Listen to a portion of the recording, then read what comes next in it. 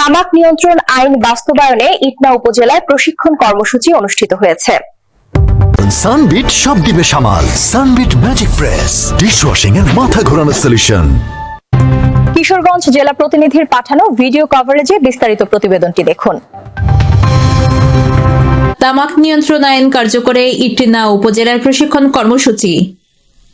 ধূমপান ও তামাকজাত দ্রব্য ব্যবহার নিয়ন্ত্রণ আইন কার্যকরভাবে বাস্তবায়নে উপজেলা পর্যায়ে সংশ্লিষ্ট কর্মকর্তাদের অংশগ্রহণে ইটনায় দিনব্যাপী প্রশিক্ষণ কর্মসূচি অনুষ্ঠিত হয়েছে। গতকাল সোমবার 12 জানুয়ারি সকাল 10টায় ইটনা উপজেলা পরিষদ মিলনায়তনে আয়োজিত এই প্রশিক্ষণ কর্মসূচির উদ্বোধন করেন উপজেলা নির্বাহী অফিসার ও তামাক নিয়ন্ত্রণ আইন বাস্তবায়ন উপজেলা টাস্কফোর্স কমিটির সভাপতি মোহাম্মদ রায়হানুল ইসলাম। প্রশিক্ষণে রিসোর্স পার্সন হিসেবে মূল প্রবন্ধ উপস্থাপন করেন উপজেলা স্বাস্থ্য ও পরিবার পরিকল্পনা কর্মকর্তা এবং উপজেলা টাস্কফোর্স কমিটির সদস্য সচিব ডাক্তার বিধানচন্দ্র দেবনাথ। কর্মকর্তা মহোদয় তার আলোচনায় বলছেন অটোমেটিক ভেন্ডিং মেশিন আইনের জরিমানা আছে 3 লক্ষ টাকা জরিমানা এবং এখন 6 লক্ষ টাকা করছে এবং 3 মাসের জেল।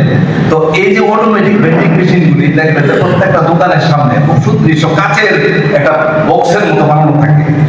এছাড়া বক্তব্য রাখেন ইটনা থানার অফিসার ইনচার্জ মোহাম্মদ আবুল হাশিম এবং তামাক নিয়ন্ত্রণ সংগঠন কাইটসের পরিচালক ও জেলা টাস্কফোর্স কমিটির সদস্য শাহ সারোয়ার জাহান।